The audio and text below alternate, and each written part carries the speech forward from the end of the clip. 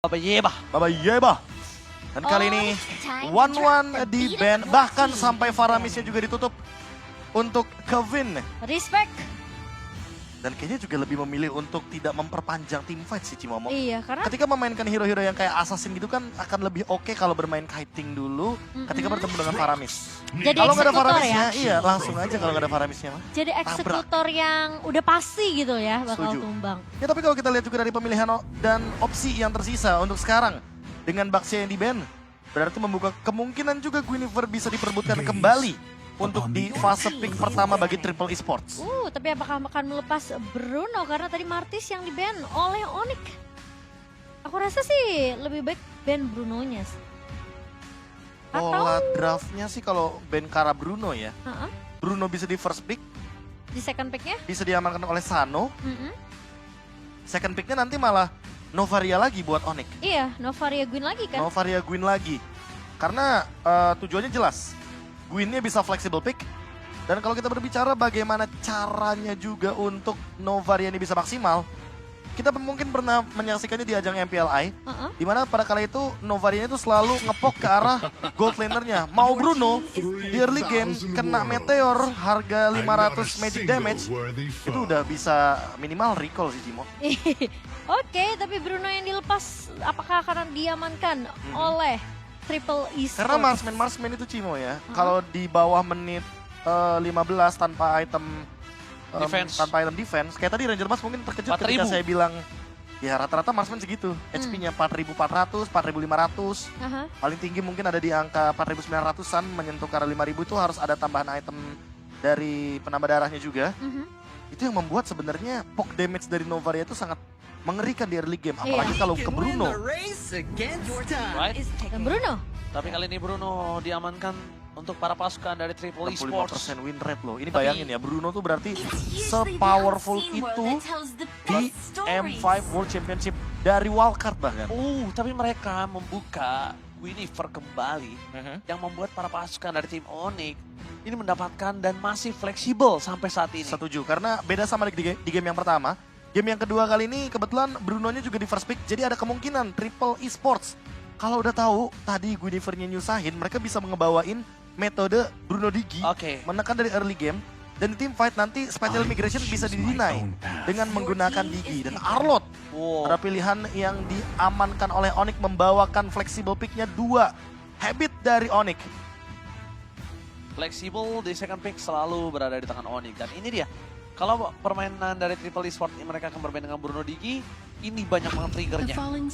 Udah ada Arlord, ada Gui, dan mungkin kita nggak ada yang tahu nanti tiba-tiba Arlordnya di roam dan EXP-nya punya sisi lagi yang besar semacam Terisla. Nah, apalagi pas Novarianya udah muncul ya. Aku merasa sebenarnya Onyx ini nungguin pick-pickan ke roamernya dari Triple Esports. Iya, apakah bakal main efek sisi? Waduh, masih disimpan ternyata. Kayaknya kalau pick ini menuju ke arah dari gold laner, berarti benar. Kemungkinan besar Coach Yep dan juga Coach Adi menunggu pick roamer untuk Triple Esports. Karena gini, konsepnya kalau nanti tiba-tiba Triple Esports membawakan hero yang punya efek favor roam item, Flask of the Oasis, kemungkinan besar berarti Suns gak bakal bawain Kaditanya di sini.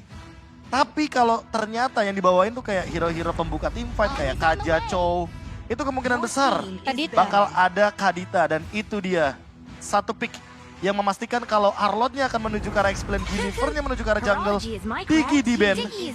Jadi lebih pasti aja agar Spatial Migration-nya, apalagi Guinevere-nya jungler kali ini, beda sama Guinevere roamer. Ya, tapi tentunya buat yang ada di Taman Ismail Marzuki, yang nobar dimanapun kalian berada, makin malam tetap harus semangat. Dan juga ini kita dapat salam dari siapa? Deborah Chen. Adel. Semangat untuk Om Oji, Om Babet dan Ii Momo nih. Ponakan kita nonton tuh. Makasih. Dari Una nonton nih. Gemoy banget. Lucu banget lagi tuh. Aduh. Bikin B sekali lagi. Satu lagi B.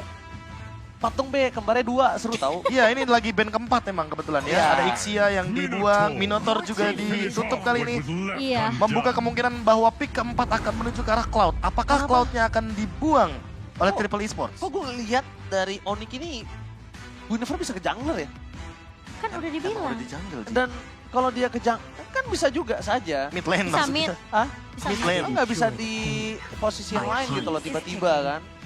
bisa di mid, gak ada yang tahu tiba-tiba Suns mau main rotasi. Iya makanya tinggal Bisa menunggu juga sih. roamer dari Triple Esports. Ini bakal kepick ke arah Cloud sih harusnya. Bakal jadi Cloud farming 2 lane. Apalagi kalau nanti Matilda Kadita beneran muncul. Tapi ternyata Gusion! Sans Gusion! Gashan! Wow, kita udah lama banget tidak melihat hal tersebut. Wah, Dan kali gila. ini karena Novarianya di mid lane, Wah ini jadi bakal nggak akan ada di-dive-dive. escape. Bakal di dive. Antara dua hal nih Ranger Mas. Flicker atau Purify. Atau Novarianya jadi roamer. Mau Opsi terbaik dari yang terburuk. Tapi menurut aku kalau jadi roamer malah lebih ini gak sih? ini tau nggak? Lebih Gashannya bisa ditabrak gak sih? bisa ditabrak karena Gashannya ini menutup 2 orang yang akan pakai Purify. Lo pakai Purify ya udah, pakai aja Purify. Pakai aja. Karena dia bisa pakai Incandescence untuk memainkan Slaughter keduanya dia. Dan Pakito yang menjadi opsi juga Wow. dari Getar Sanji sudah yang pasti dibawakan dengan dan Gashan. Kufra. Kali ini opsi terakhir roamer yang dibawakan oleh Triple Esports. Ah ini hero late game gak apa-apa nih. Early mereka udah sakit bro. Early mereka udah sakit. Cloud bagus. Cloud boleh. Kari lagi juga oke banget. Brody juga boleh. Atau Kari sih. Kari juga bagus sih Iya. untuk bermain front to back. Mhm. Tapi kalau tiba-tiba cewek membawakan hal yang lain yang lebih aman, Cloud. Karena dari tadi udah sempat kita lihat tidak ada Rigi, tidak ada Mino, tidak ada gangguan bagi Cloud dan Dexter untuk join the team fight. Ini dipikir-pikir ya dari wildcard ya. Aha. Cloud yang walaupun win rate-nya tidak begitu besar, tapi sering banget untuk di-pick loh di M5 kali ini. Iya. Kalau dulu kan jadi prioritas banget ya. Iya, kalau dulu kan kayak first pick. di 3 pick awal Cloud Iya. mahal harganya. Tapi Pasti semenjak Blazing ada Duetnya nggak bisa fade away, clear wave, Aha. itu dia jadi bener-bener lama banget untuk clear wave dan lebih baik pakai basic attack. Bener-bener jadi hero optional lah ya. Hmm. Dengan mungkin situasional juga beberapa keadaan dan situasi tentunya untuk Cloud ini muncul. Tapi Satu pertanyaanku sih Cimomo. apa tuh? Yang dibawain Suns ini Wilderness Blessing apa Master Assassin? Master Assassin abis di buff loh. Sekarang Iya. ketika 1v1 jadi 7%. Dan itu bakal jadi angka yang luar biasa banget ketika Itu tinggi banget. Novaria yang jadi target, Bruno-nya dari sana yang jadi target, atau setidaknya Pakito dari Sanji yang jadi target. Plus mainin rotasi dengan Keyboy. Wah, Guided Wing Guiding Wing. bakal membuat rotasi begitu cepat untuk kedua belah tim. Tapi sepertinya tahan dulu karena kita akan menuju ke Land of Dawn dan pause akan terjadi. Oh soalnya tadi ada yang shuffle di sana ya. Iya, Ada makanya shuffle. saya hold dulu Anda ya. Untung kena tahan ya. Hmm. Dan kita melihat kalau ngomongin dari tim Onyx yang punya power early agresif gameplay, ini kemungkinan besar ada 2 pilihan. Mereka akan coba bermain agresif di early dan udah memastikan gameplaynya di bawah 10 menit atau 12 menit maksimal. Atau bahkan mereka yang terkena counter gitu loh. Itu Jadi istilahnya kayak cacing-cacing naga-naga atau go Iya. big or go home. cacing-cacing naga-naga dan kembali lagi ingat Onyx bukan menyerang base doang.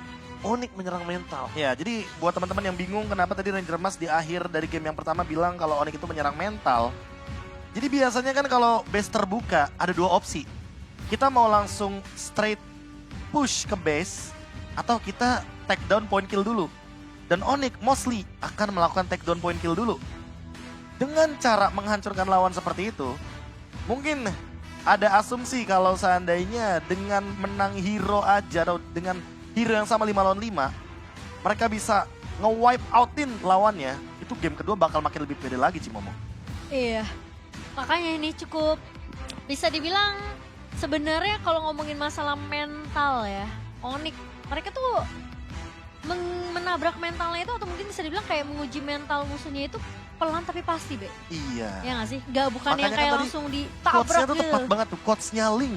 Pas pembuka banget kan. Akhir tenang, menghanyutkan. Iya. Yaitu Onyx di game yang pertama. Tenang, Pelan banget, tenang banget mainnya tuh. Iya. Jadi bener-bener Onyx ini kayak tenang-tenang mematikan. Dan ini kita akan melaju ke dalam in-game kembali. Langsung lihat Marshall. Ini dia. Menuju ke dalam Lane of Down. Dengan adanya permainan early yang dimiliki para pasukan dari tim Onyx. Nampaknya Tarzan ini aku boleh bilang cukup kesulitan. Terlalu banyak crowd control dan itu dia yang aku sempat sounding ke Momochan dan juga Profesor KB. Kalau Sanonya akan pakai Purify, ketika tertancap kakinya dengan Dieger. Wah, udah dia ikhlas. Iya, apalagi Shadow Bane Slaughter-nya kan ini bisa dimanfaatkan dengan Incandescent Sense dan itu instant kill loh karena Bruno. Pasti. Udah pasti. Udah Apalagi pasti banget. backliner yang kayak midlaner yang bener-bener squishy banget kayak Novaria. Gold laner yang kayak Bruno, yang bener-bener sekali dive tuh tackle-nya tuh pokoknya harus digunakan. Itu udah pasti bakal terancam banget keadaannya. Terus juga clear-nya cepet juga di area mid lane Cushion ya. Dan Iya. Petrify, ingat ini adalah poin terpenting ketika kehadiran Oke. dari Gusion akan mengancam di Tapi depan. mengancam dengan pergerakan agresif di area jungler ternyata membuat Triple Esport mereka sadar. Onyx mau itu, Onyx mau early fight, Onyx mau memanfaatkan early fight hingga semua laningnya akan kalah total dari segi gold. Tarzan kayaknya mau dipaksa untuk stay di level yang ketiga kalau misalkan Retribution dipaksa, tapi kayaknya Oke, enggak. tapi nampaknya Sano akan coba dimakan dan ini dia the power of Purify tidak bisa menyelamatkan dia dari early agresif. Di depan sana belum ada Tire Reverse, Kairi mencoba menyelamatkan dirinya, tapi para pasukan dari tim Onyx mereka berhasil menjemput Kairi dan membuat Kairi pergi ke arah belakang. Keyboy kembali lagi selalu menjadi sang penyelamat. Benar-benar sebuah kunci kemenangan, kunci momentum, Dan dan juga bahkan kunci penyelamatan. Kunci untuk keep Kairi dengan keunggulannya. Karena tadi ada satu Fire Beetle yang gedenya loh, yang diambil sama Yang Keyboy. diambil ya. Dengan Soul Bloom yang begitu on point damage-nya. Ya, dan masih penyebutan tentunya penyelamatan dari Keyboy. Masih tentunya bisa diamankan oleh Onyx. Dan cukup berani juga sih dari Tarzan karena pergerakan dari cewek itu tadi cukup dekat juga untuk memberikan backup-an Oke. ke arah seorang Kairi. Kita sudah menemukan jawabannya, Rapture dan juga Wilderness Blazing. Oke, langsung di counter dengan pergerakan dari seorang Cobra. Flash Ward-nya berhasil mendapatkan Retribution. Satu turtle di tangan para pasukan Triple Esport. Tapi ketika ada seorang Sans, Tarzan langsung terpotong. Membuat para pasukan dari tim Uni. Mereka melakukan early agresif kembali. Lihat sampai ke arah bottom lane. Sampai diacak-acak dan body block dari Keyboy. Mencoba sedikit melakukan poking damage. Ketika Keyboy cuma bisa melakukan poking damage dengan soul bloom yang mereka miliki. Setidaknya dari seorang Kavit ini nggak bisa farming dengan tenang. Kenapa? Tiba-tiba datang Sans dengan adanya Incandescent kelar. Ini jatuhnya distraction juga nggak sih? Biar tadi jatuhnya Kavinya lupa. Ini Sansa kemana tadi ya tiba-tiba hilang. Iya, oh Kairi gagal. Kairi gagal untuk berhasil mendapatkan orange buff. Tapi yang bisa dipastikan adalah Tarzan tidak punya retribution. Para pasukan dari tim Onyx kali ini bermain agresif di dua lane kecuali cewek. Tapi tadi Keyboy pun sempat untuk ngepok ya ke arah Kavin yang memang sebenarnya dengan ngebawa Quantum Charge. Ini lumayan berhasil loh damage early-nya. Ya, apalagi kalau kita melihat agresif di early game-nya pun nggak berubah ya dari Onyx ya. Onyx adalah tim yang selalu bermain tanpa melepaskan pressure kepada lawan-lawannya. Termasuk di early game seperti ini. Apalagi mereka udah pegang kendali early game-nya. Mereka akan keep dengan tempo yang sama. Bahkan dipaksa untuk Oh, fight. Tire Red dikeluarkan energi Eruption. Keyboy tidak mungkin bisa diselamatkan. Karena semua crowd control sudah dipegang. Para pasukan dari tim Onyx, mereka harus coba melakukan cover ke arah top lane. Karena kalau misalnya cewek terlalu jauh, pergerakan dari gold laner ini akan membuat dia terasa sulit ketika ditinggal sendirian di laningnya. Tapi setidaknya flicker dari Keyboy masih ready sih. Jadi kalau misalkan nanti ada team fight di area Turtle, kayaknya masih mau dipaksain dan lihat posisi dari Sans. Dia ada di belakang sana. Oh, lihat. Bakal coba dipaksa T5, Blessing sudah terkeluarkan menuju seorang Tarzan. Tapi San dengan ada damage dagger-nya masih coba mencari dari belakang dan gagal. Dagger-nya miss, membuat Sans tidak bisa masuk lebih dalam lagi. Ketika dia sudah Incandescent, dia masih nahan, dia nunggu Bouncing Bull-nya. Tapi ketika Bouncing Bull selesai, dagger yang dia keluarkan tidak menyangkut ke kaki siapa. Tapi seenggaknya trade-nya jadi untung. Karena apa? Karena roamernya tukar sama jungler dan sekarang Oh lihat iya. Cimomo Turtle-nya diserap. Oke, Tile Red selalu kemencoba tapi lihat Keyboy gagal menyelamatkan Kairi dan hilang begitu saja. Turtle yang kedua mereka terperangkap di dalam Bouncing Ball yang dimiliki dari para pasukan tim Triple Esport. Memaksa tim fight kembali, Tarzan berada di gas tepat. Tapi out of nowhere kehilangan dari kamera. Kita melihat adanya korban jiwa tergeletak di arah bottom lane. Sosok seorang Sano, gold laner yang gak dikasih nafas sama sekali. Ya, at least ada pertukaran yang didapatkan oleh Onyx setelah mereka kehilangan Kairi dan juga Turtle yang kedua. Tapi Sanji coba diajak 1v1 dengan seorang Boots. Dan ngelihat memang sebenarnya pergerakan yang cukup mengejutkan ya dengan Troll ditambah dengan ada satu ball flicker. Iya. Dengan Tyrant Kavin Rage. sebagai penutup untuk dari Turtle Iya. yang kedua. Onyx lagi dan lagi harus merelakan Turtle keduanya diamankan oleh teman-teman dari Triple Esports. Tapi ada satu point kill yang menurutku sangat-sangat tidak terdeteksi di map. Sans yang bekerja sama dengan cewek di lini belakangnya untuk men-take down ke arah dari Sano. Dan Sano sekali lagi harus ditumbangkan Walaupun punya Haskell tapi nggak bakal punya keuntungan. Oke, di arah bottom lane, Kiboy akan coba dimakan. Seeking Eagle for defensif, membuat cewek mundur ke arah belakang dengan adanya Tarzan yang cukup agresif loh. Tapi di arah bottom lane, Sano, sekian kali dia ditumbangkan 2 kali sampai menit yang kelima. Ini dia tetap bermain tidak peduli dengan agresivitas dari tim Onyx. Dia tetap memastikan laningnya dimenangkan, turret didapatkan. Karena kalau tidak Sano, siapa yang akan menggendong game dari Triple Esports? Harapan tentunya di pundak dari seorang Sano dan Haskell jadi item pertama. Ya, untuk Haskell tadi yang sudah diamankan dan bahkan menuju ke arah Berserker's Fury. Tapi perlu dicatat juga kalau sebentar lagi cewek akan selesai dengan Golden Staff.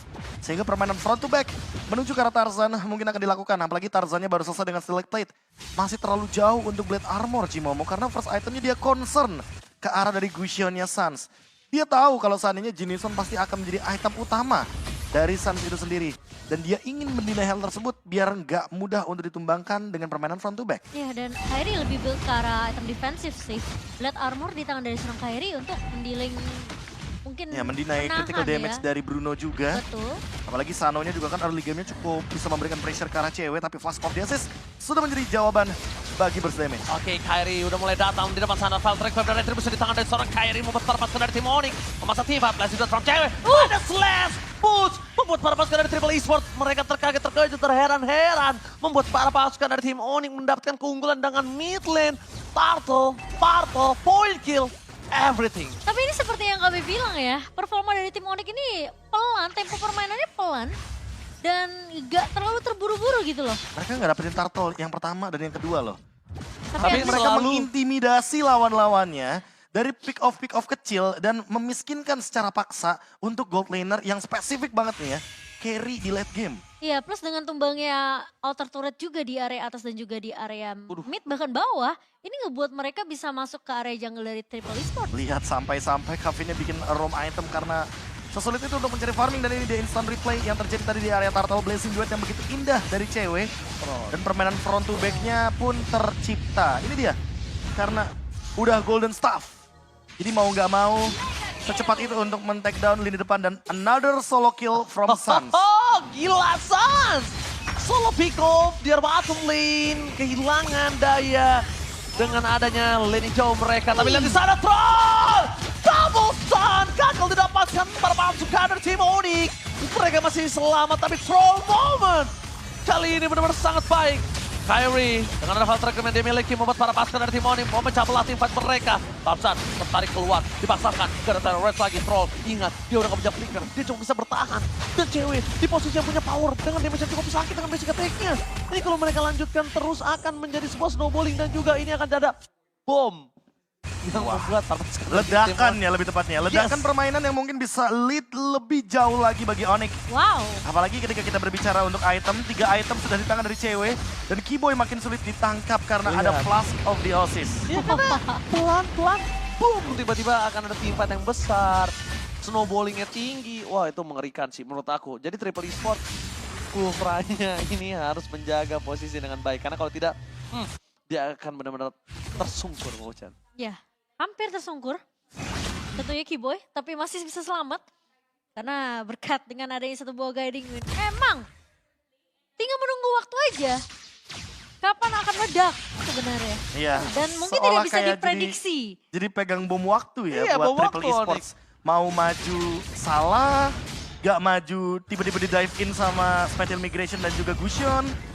Terlalu banyak juga nih hero yang dive in, apalagi ada Matilda Cloud.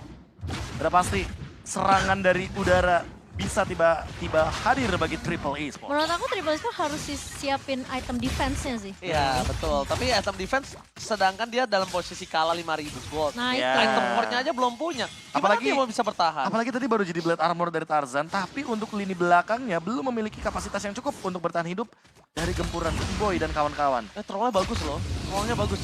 Dia mainin momennya selalu tepat. Pas banget ya. Tapi di depan sana, gimana caranya para pasukan dari tim Onyx? Mereka hanya melakukan serangan gertipan dan langsung kabul dari seorang Suns. Dengan dagger yang cukup tajam, memotong rambut para pasukan dari Triple Esports. Satu persatu mereka hilangkan dan push. Kali ini membuat dirinya melakukan zoning out. Walaupun Kiboy harus tertake down, tapi Push masih terlalu kuat di depan sana seorang diri.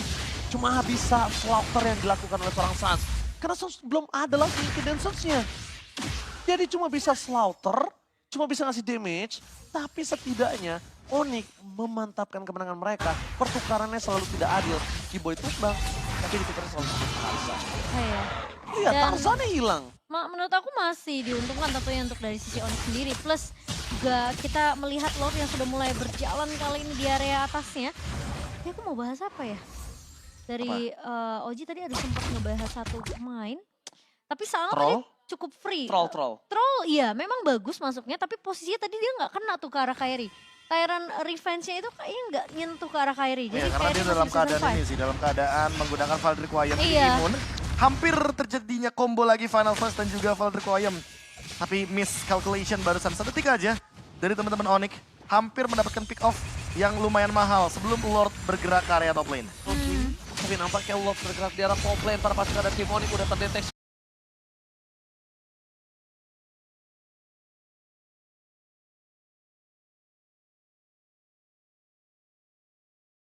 Semua mundur ke arah belakang, trollnya memang loncat di saat yang tepat, tapi lihat pada selesai seorang pun melakukan instant pick off terhadap troll. Mereka tidak punya lagi frontliner, mereka tidak punya lagi badan. Tarzan akan menjadi bulan-bulanan warga, apalagi cewek kali ini dengan Cloud-nya akan melakukan kadal-kadalan oleh seorang Fredrin. Iya, oke. Boots mencoba untuk 1v2 situation. Tapi masih bisa diselamatkan tentunya oleh seorang Kiboy. Dan aku merasa kayak Onyx mereka udah mulai boleh targeting ke arah Sano sih. Oke, Sano itu adalah House of Suns yang bakal bisa di take down, tapi di belakang sana Flash Track Wave dikeluarkan combo combro, namun Kiboy tetap terperangkap Lansing dua drop cewek. Sano ter-take down, mereka kehilangan dua pemainnya. Instant pick off pun terjadi untuk para pasukan dari tim Triple Esports. Cut like dan Suns, double kill, looking for triple kill. Mampukah Suns masuk lebih dalam lagi, karena Troll udah gak bisa menahan damage yang diberikan oleh seorang cewek.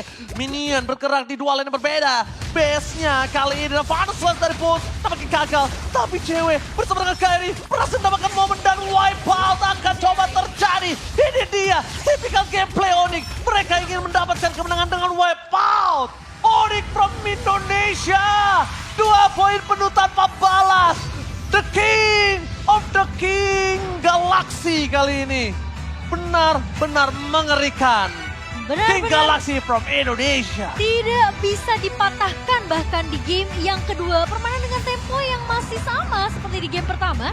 Tapi seperti yang aku bilang, slow but sure untuk tim Onyx. Yes, King of Sea, King of Galaxy. King Raja of Sky. Southeast Asia yang on the way naik level.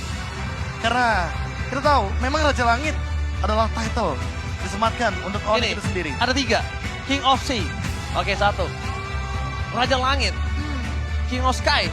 Ya, Sky King. Sky King. Sorry. King of Galaxy. Dan dia menuju ke arah Raja Dunia. Iya. King of the World. Buset, ini Yang semua tentunya raja. jalannya masih panjang. Dan kita akan tetap mengawal terus bagaimana tim Indonesia kita akan bertanding di Manila, Filipina. Yes, benar sekali. Benar sekali Cimomo, dan ini dia hasilnya 2-0, memastikan diri dan memantapkan diri biar lebih aman lagi di grup A. Wow, semua raja mau diembat oleh para pasukan Onyx. Bener-bener semua pengen dia libas. Kita lihat di mana One Mission Glory kali ini benar-benar masih on the track. Ya, dan terima masih kasih di dalam golden track. untuk teman-teman juga yang mendukung Geek Farm, mendukung Onyx hari ini full senyum. 21-20 lebih aman untuk di grup D, lebih aman untuk di grup A. Dan terima kasih juga buat teman-teman yang mungkin hadir nobarnya tuh rame-rame secara langsung Ya. di tempat